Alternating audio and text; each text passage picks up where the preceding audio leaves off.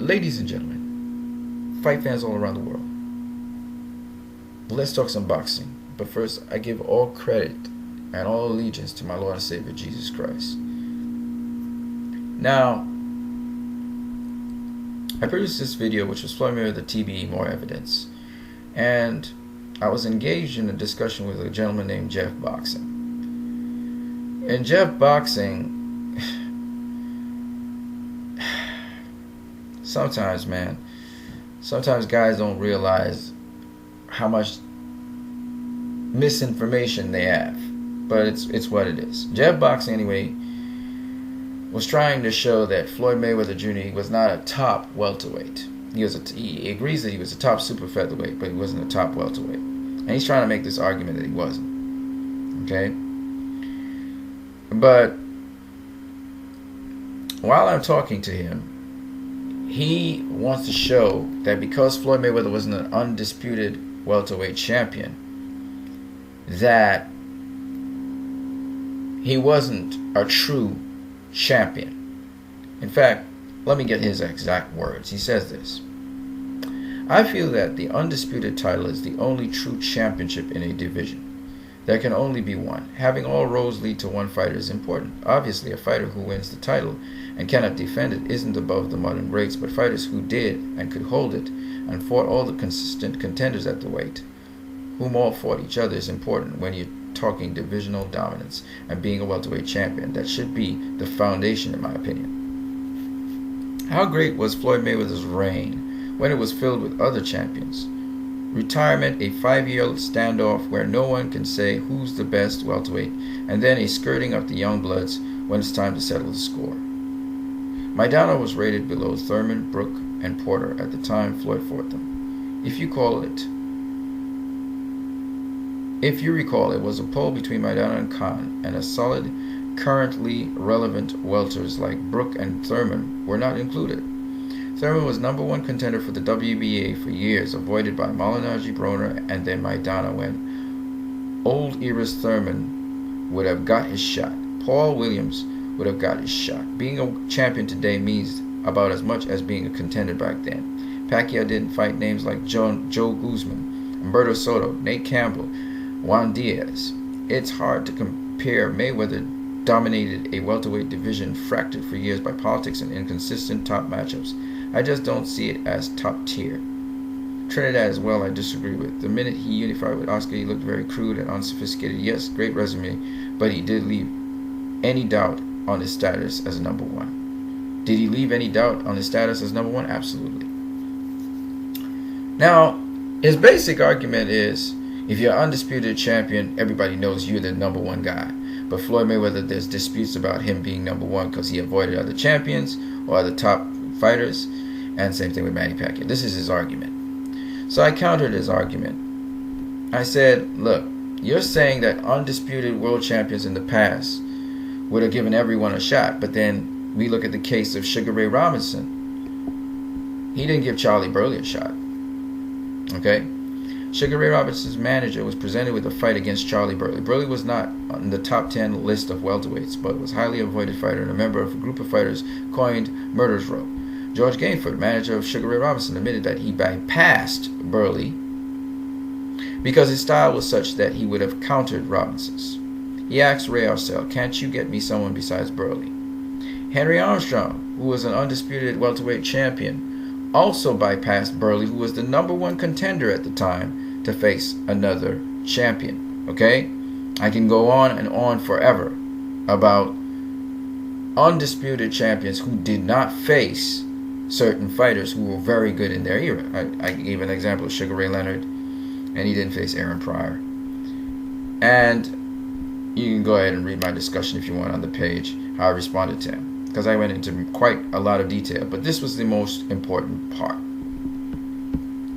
Your undisputed champion argument does not fly with me because I know boxing. You can be as undisputed as Mike Tyson, but beat nobodies. When you finally face somebody, you lose. And my point was that you have to stress on other factors beyond just the desirable achievement of being undisputed world champion. It's a desired trait, but it's not necessarily all that you focus on. And definitely a true champion is not solely based on the criteria of being undisputed. Absolutely not. I disagree with that 100%. So, after responding to him, okay, and I talked about the criteria that I believe are most important in a boxer's career, and I called him Mr. Boxing Connoisseur. It's of course sarcasm. My point was this, that at the end of the day, you need to put more thought into what you're saying, Jeff Boxing, and shout out to you, because you're very emotional and you're very irrational in how you reason out things, okay? You filled with a lot of hyperbole and a lot of lacking of facts. You don't speak facts, all right? You speak a lot of falsehoods, and I've exposed you very easily in this dialogue over and over with your falsehoods. So we're going to actually go forensically into what you were just saying so that you will understand, okay, in this video, and everybody else. Now, after I responded to him, he came out crudely and said, blah, blah, blah, Robinson's win over Armstrong was better than Floyd's over Mosley's. And I had to call him delusional because, I mean, you just have it. So anyway, he said that Shane Mosley wasn't rated as a welterweight above Manny Pacquiao by any metric. And he said, I sent a video response. First of all, let me just deal with that, because I'm going to deal with this guy in my video very easily. It'll take a little while, but I'll deal with him. So I showed him a metric which comes from Cyberboxing Zone, where Shane Mosley is actually known as the lineal champion from 2009 to 2010 because he beat Antonio Margarito, who was the #1 welterweight in the world. He wasn't the lineal champion because Floyd Mayweather had retired, and therefore to become a lineal champion you have to beat the champion or beat a guy who's top 10. And he did beat Miguel Cotto, who was the #1 contender when Floyd was around, and then Floyd retired. But even though he did beat Miguel Cotto, he wasn't considered lineal champion because both of them weren't at the time, you know, top 5, top 2, right? But when Shane Mosley beat Antonio Margarito, whereas Manny Pacquiao beat Miguel Cotto, who was the loser of that fight, Shane Mosley became the #1 welterweight in the world. And actually, Max Kellerman and Jim Lampley, they were saying that Shane Mosley and Antonio Margarito were fighting to be the #1 welterweight in the world. It was actually said on TV. You can always go and check it out. So the metric was there. Cyberboxing Zone is a place where they actually do the metrics. See, this is the problem with people. They keep on saying erroneous things after this dude was saying so many erroneous things. Anyway, he said he posted up a video response. So here I am at his video response. Okay, I actually went there and I told him I will easily respond to your video with my own video. In his video response, he started off by speaking about how I claim that being an undisputed welterweight champion is insignificant, and I never claimed that. I just simply said that your argument about a true champion being an undisputed champion only, I showed that is wrong. Because even if you are an undisputed champion, so-called undisputed champion, okay, then you could still avoid fighters and still not fight all of the best. Okay, that was my point. And then I said, what really makes someone's career good is their resume of opponents and the quality of opposition they face. That's what I told you. And you just have to go and watch the reply. Now after that, anyway, setting the record straight, he wanted to go on to say Mike Tyson, he didn't fight nobodies. Alright, let's look at it forensically, my friend. Let's look at it forensically. Okay? This is Mike Tyson here. He became heavyweight world champion, beating this guy, Trevor Berbick, in 1986. Let's look at Trevor Berbick's career. Trevor Berbick became the WBC heavyweight champion of the world in 1986, March 22nd, by beating Pinklon Thomas. Now, a true champion is able to make a successful first defense. Otherwise, you are really a titleist. Okay? He goes and faces Mike Tyson in his first defense and loses it, showing how weak of a heavyweight champion he was. That is why I call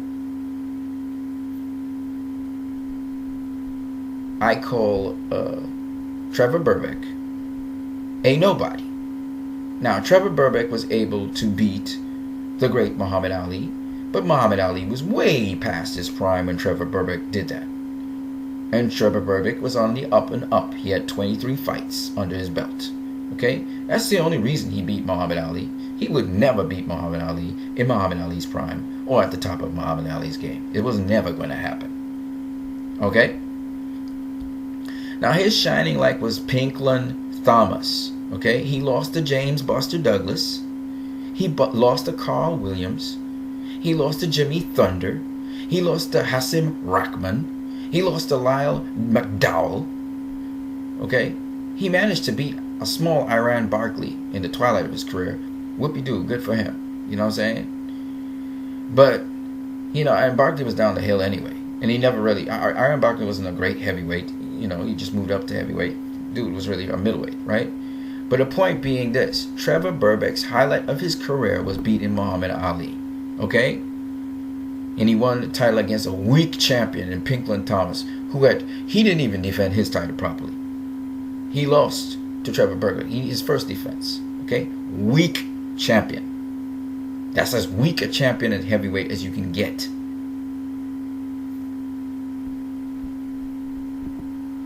Now he goes on from there to face James Bone Crusher Smith. And there was a lot of hype behind James Bone Crusher Smith, and truthfully tell, James Bone Crusher Smith, he was a tough dude and he was a bad boy. Okay? He was a bad boy. Alright? But let's look at James Bone Crusher Smith's career. Alright? James Bone Crusher Smith beat Tim Witherspoon. Tim Witherspoon was skilled. He was a skilled dude. Had no chin. No chin whatsoever. Okay? He got neck. You touch him on the chin, he goes to sleep. That's what made him a weak heavyweight champion. But he was multiple time heavyweight champion, so got skills though, right? Bone Crusher Smith knocked him out in the first round. In his first defense against Mike Tyson, guess what this dude does? He loses. So you can't call him a true champion because he loses. So your whole argument that undisputed heavyweight champions are true champions is baloney. You can become undisputed heavyweight champion, alright? But you beat no one. Let's move on. This is the case with Gennady Golovkin right now in the middleweight division. He ain't beat nobody yet. He got a lot of titles. But what if you even fight a fight and you collect a world title? Let's move on. Pinklon Thomas, he was the dude that got beaten by Trevor Berbick. I don't even know why Mike Tyson's fighting that dude. Tony Tucker, he was the IBF World Heavyweight Champion. And guess what? Guess what with Tony Tucker? Tony Tucker won the championship, right? He won the championship against James Buster Douglas. You know the dude that knocked out Mike Tyson? Yeah, he fought Tony Tucker. He got knocked out himself. Alright? Tony Tucker knocked him out. In Tony Tucker's first defense, he loses to Mike Tyson. Maybe you say, well, maybe Tony Tucker, if he had faced someone else, maybe he would have had a successful second defense. You can make that argument, but he didn't. He faced Mike Tyson. He unified. Alright? So he's just a titleist. And he's not even a guy that had a lineal titleist. You know, he beat the man of his division. He beat the man, okay, not of his division, but beat the man of the IBF. No. It was a vacant title that he and Buster Douglas fought for. We called them paper champions, right? That's how weak it was. That's why I said Mike Tyson fought nobody. Okay? Nobody. You want to know the rest of Tony Tucker's career? Do you really want to know? Because he just got beat by everybody. Anyway, let's move on. Big achievement for Tony Tucker, right? To become heavyweight champion of the world, but don't get it twisted, man. Tyrell Biggs, undefeated Tyrell Biggs, 15 fights in the works. Tyson had 32. He got a shot at the title. I mean, Matt, you know, miracles can happen. I mean, Leon Spinks beat faded Muhammad Ali, but this is a guy in his prime, Mike Tyson. How's Tyrell Biggs going to beat him at 15 fights under his belt? I'm just saying. Larry Holmes. You know, I'm amazed that you're talking about Mike Tyson versus Larry Holmes. I don't know if you know, but Larry Holmes had just come off 2 losses back-to-back to Michael Spinks. You're going to fight a guy that's on a losing streak? That's what you do now? That's what we do? And you get credit for that? On top of that, Larry Holmes was old as hell. He wasn't in his prime no more. But you want to give Mike Tyson credit for that, right? Right, Jeff Boxing? You want to give him credit for it because Larry Holmes had a resume.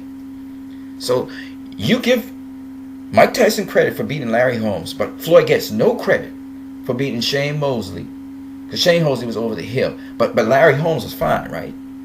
He's coming off of back-to-back losses. Shane Mosley's coming off of back-to-back knockout sensational wins. But Shane Mosley's old, right? And Larry Holmes is just fine. See, that's the fandom in you guys. Let's move on. I don't want to talk about Tony Tubbs. Michael Spinks. Now, for all the people who was watching that fight, those who recall the fight, Michael Spinks had a band on his foot. You know, y'all critique Miguel Cotto for fighting Sergio Martinez, who didn't have no legs. But y'all ain't got nothing to say when Mike Tyson was fighting Michael Spinks, he had a leg band up. He had a band-aid on his leg. But no, it's the great Michael Spinks. You wanted to see him get beaten up because you thought that, you know, he had beaten people who he shouldn't have won against. A.K.A. Larry Holmes the first time, right? Alright, cool. It is what it is. You know, karma's like that. What goes around comes around. But don't fool yourself. Michael Spinks, he wasn't in proper shape even for that fight. And he ain't got no legs. How Mike Tyson gonna beat? How's he gonna beat Mike Tyson? By the way, that was Michael Spinks' last fight of his career. That should tell you something too. You see, y'all want to bash Floyd for facing Gennaro Hernandez. Oh, Gennaro Hernandez was at the end of his game. Gennaro Hernandez was in better shape than Michael Spinks was for Mike Tyson. But see, you guys get carried away with power. You get carried away with veracity of a fighter. So you think Mike Tyson was the best thing since sliced bread, and Costamato was a master teacher. And don't get me wrong, Mike Tyson was sharp. He had a beautiful bob and weave style. But even old Larry Holmes was keeping him off with that jab. It's just that Larry was just too panicky. Mike Tyson was frustrated because he wasn't getting through Larry Holmes' guard. Larry Holmes just let down his guard like a weak little baby, and Mike Tyson two-pieced him. Shoot, you giving him a freebie? Because he couldn't take the pounding on his hands. You understand what I'm saying? So he tried to pull back, and he dropped his hands, which was stupid. But when you're afraid, Larry Holmes was scared of Mike Tyson. There's no doubt about that. You can see the fear in his eyes, right? Tyson was an intense dude. I don't take that away from Tyson. But don't tell me he fought opposition, man. And then Frank Bruno. Are you serious, brother? You gonna mention Frank Bruno? See, you're talking to a guy who watched these fights. Okay? Let's go watch Frank Bruno's career.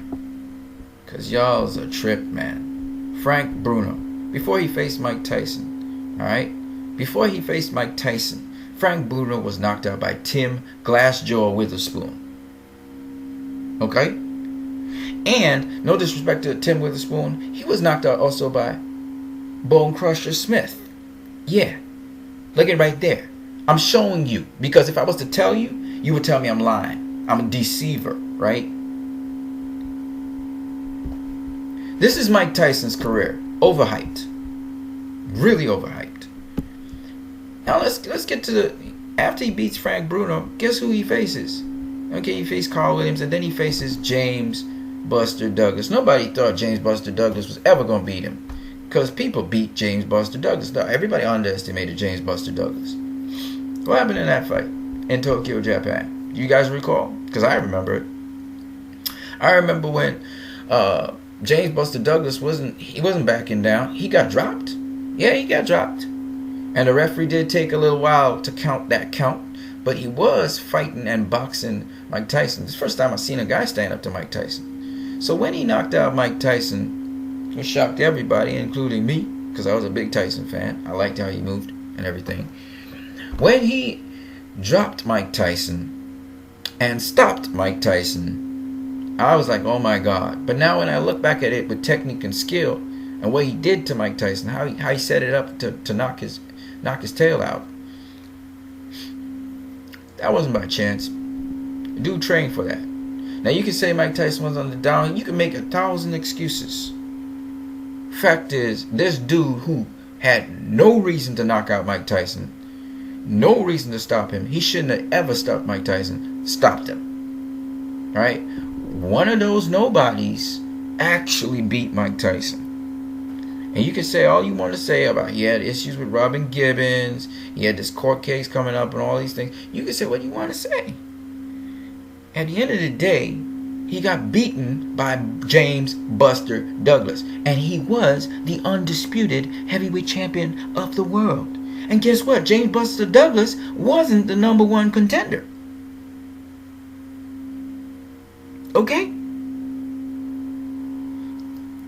Now, to James Buster Douglas' credit, he was on a roll. After Tony Tucker knocked his ass out in 1987, he came back, he beat Trevor Burbank, and he beat Mike Tyson's sparring partner, Oliver McCall. He was on a high, okay? But he wasn't supposed to beat Mike Tyson. And it all tells you something. What I'm trying to say to you is, Mike Tyson overrated. No disrespect to Mike Tyson. And he's very popular because of his veracity and the way how he fought and the way how he was as a person making headlines. But at the end of the day, man, Mike Tyson didn't fight nobody until he faced Evander Holyfield. And unfortunately for him, got his ass knocked out too. So Mike Tyson came back. Now, our true champion can take a loss and bounce back. And he fought and he fought and he fought and he won back the WBC World Heavyweight title facing who? Frank Bruno, of all people. Alright, cool. He won it back, so he was a true champion in that respect. But he lost the WBC title, and then he had to face Bruce Seldon. And who's Bruce Seldon? You and I both know. We don't know who that dude is because we never heard of him again. But he beat him to become the WBA World Heavyweight Champion of the world. Okay? He was supposed to, by the way, face Lennox Lewis in 1990. Just so you... Or was it? No. I think it was Evander Holyfield. Sorry, it was Evander Holyfield. He was supposed to face him in 1990. And then he ended up losing to James Buster Douglas. Went to prison not shortly after. And came out of prison. I think he went to prison after the Razor Ruddock fights. Hey, by the way, those Razor Ruddock fights were real. That was a good matchup. Donovan Razor Ruddock. It wasn't a championship match, but that was a good fight. That was a good fight. Alright?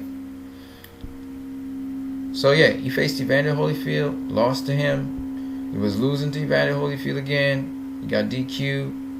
Alright? And you know the rest of the story. Alright? So I'm just saying, if you're going to talk about Mike Tyson, you got to look at some of the guys who are Lennox Lewis in his prime. Tyson faces a little bit almost to the end of his prime, right? Faces Mike Tyson, right? Beats him. Now I don't care what you say. If Lennox Lewis had faced Mike Tyson in Mike Tyson's prime, he still would have beaten him. You just have to look at the kind of fighter Lennox Lewis was. Hell of a lot more agile than those fighters that I just mentioned, Tony Tucker and these guys. It's just a different breed of fighter, Lennox Lewis. All right, it's just what it is. If Mike Tyson had faced Evander, in fact, he did face Evander Holyfield in the amateurs. Evander Holyfield and Lennox Lewis actually went up to the Cascade place where Mike Tyson was, and both of them faced Mike Tyson. Okay, so it wasn't, if Mike Tyson was to ever face them, he had already faced them in sparring. Okay, and I think it was the Olympics, Evander Holyfield faced him, never backed down, cussed him out to say, hey, one day you're gonna have to fight this dude. And this is when Evander Holyfield was a cruiserweight and Mike Tyson was a heavyweight, and Evander never backed down from Mike Tyson. I'm just saying, these guys have these guys' numbers from since the amateurs. Okay? Now, he wasn't intimidated by Mike Tyson. Roy Jones Jr. and Antonio Tarver. Antonio Tarver always had Roy Jones Jr.'s number since the amateurs. So it wasn't a surprise that Antonio Tarver was confident he could beat Roy Jones Jr. He had beaten him before. You understand what I'm saying? So that's just that example I gave about Mike Tyson, Jeff. And I'm trying to be nice with you, man. I could go like you and just curse and swear and all of that. I'm not going to do that. I'm just going to correct you and then move on with my life. Okay? So when I say that, when you talk about the undisputed champion being the true champion, that's not true at all. A true champion is based not only on the opposition he faces, but a true champion is also based on, can he take a loss and bounce back? Mike Tyson was still, in my opinion, a true champion because he took a loss and bounced back. But he didn't fight nobody. And if you try to fool yourself and believe that he fought people, fine. You might be a Mike Tyson fan. Guess what? So am I. But there's a difference between being a fan of somebody and twisting reality to try and make them look great. Let's be honest with ourselves. Let's be honest with ourselves when we do these things, right? You notice when I give examples about Juan Manuel Marquez, or I give an example of even Jesse Vargas, I exclude certain names from his list because I know the fandom in me would like to put those names and inflate them more than they really are. You gotta go by facts.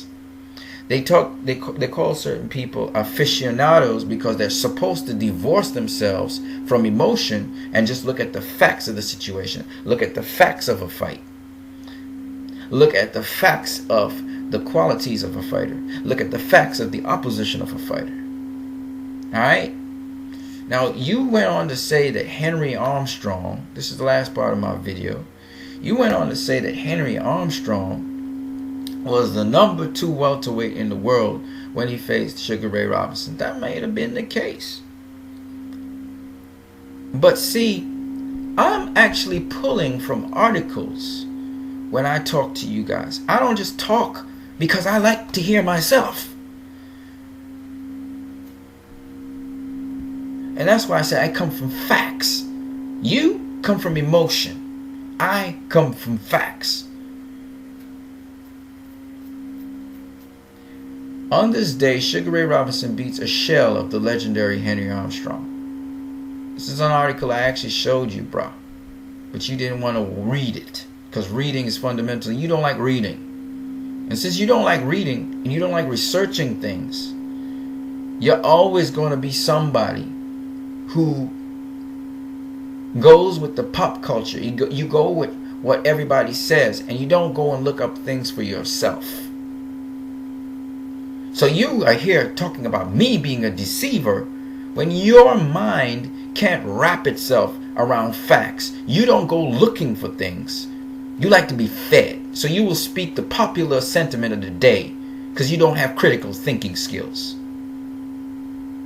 This is a news outlet that's since 1909. And they published it online. On this day, Sugar Ray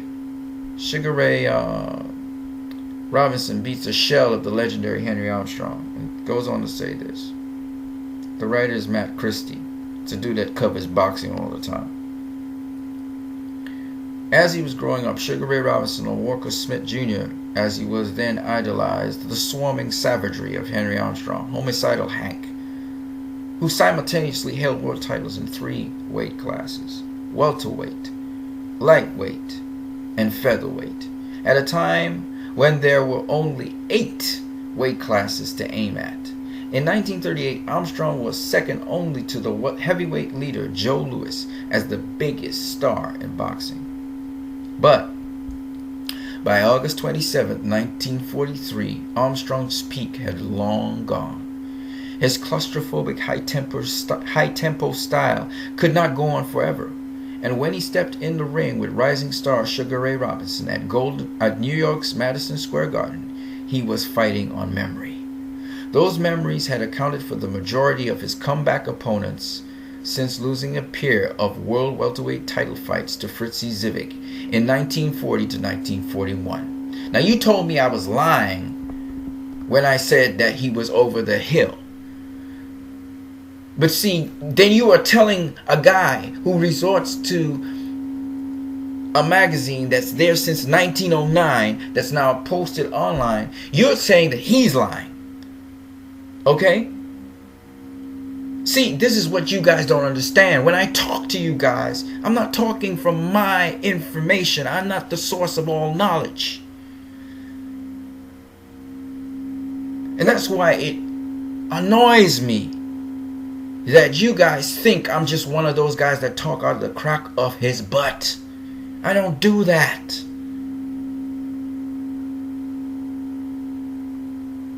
See, Sugar Ray Robinson faced a Henry Armstrong who was beating old guys like himself.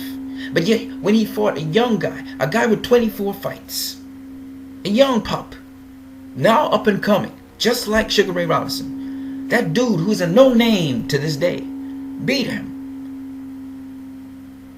So yeah, a year after he had been the welterweight champion of the world, he faced Sugar Ray Robinson.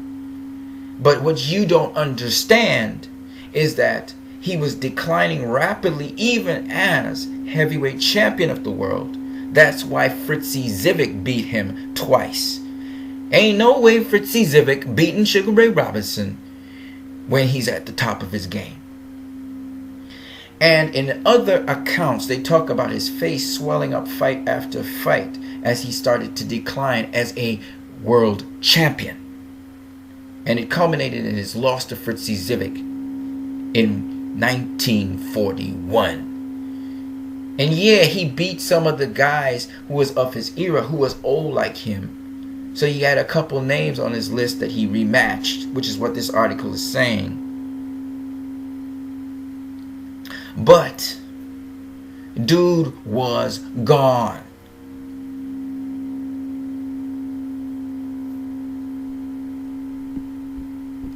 This second article, Sugar Ray Robinson cared for his opponents in the ring, which you can go and read online, elaborates.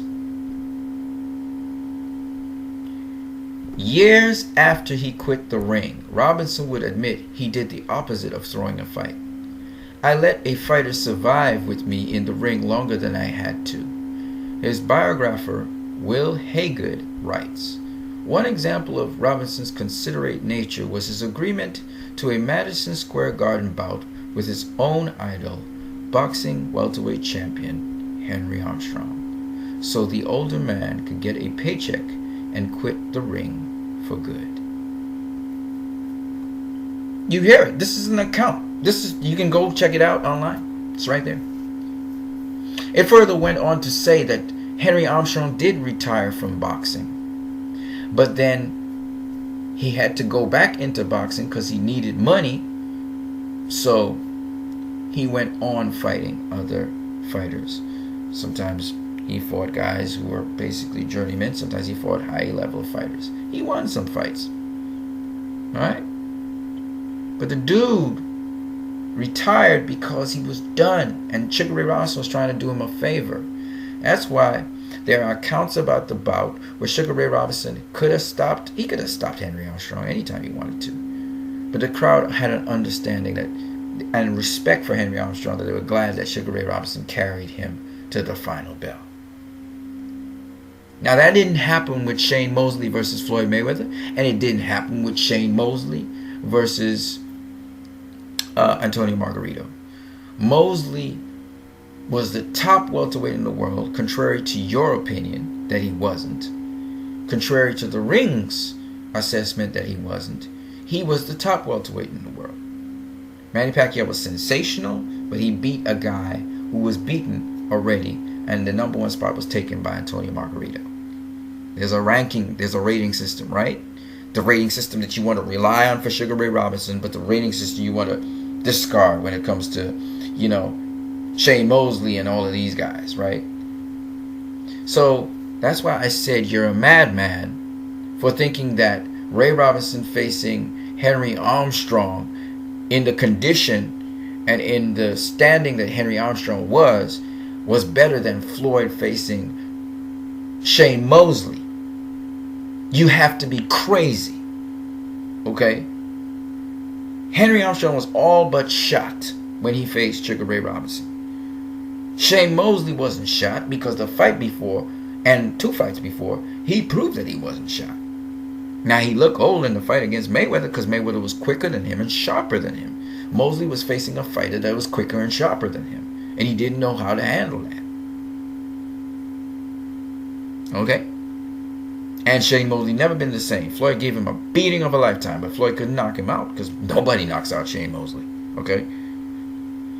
Not even Miga Cotto. And in the fight with Miga Cotto, actually, Mosley came back and was whooping Cotto's ass coming down to the final rounds. Give him a little more time, he might have knocked down Cotto. He might even have stopped Cotto. Okay?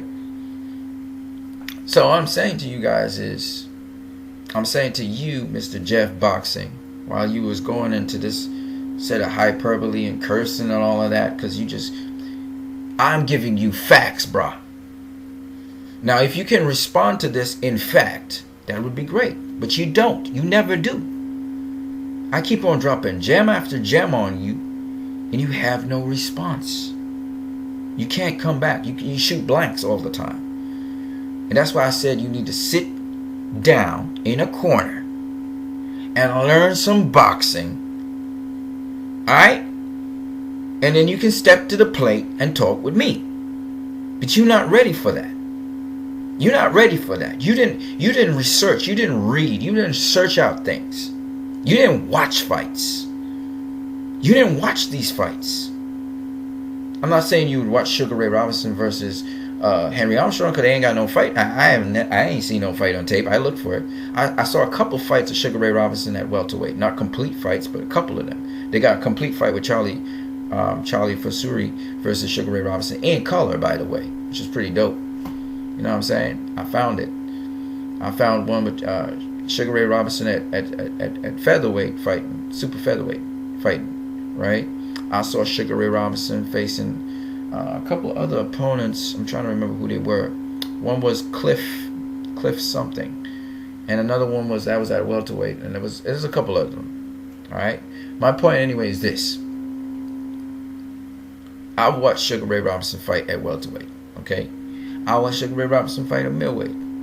I watched Sugar Ray Robinson in his fight at light heavyweight with Joey Maxson. When I say certain things, I know what I'm talking about, okay? I don't just talk out the crack of my butt. I'm just letting you know again. Alright? You have a good one. And you guys also have a good one. That's my response to you, bro. Next time, do a little bit more homework, okay? Later.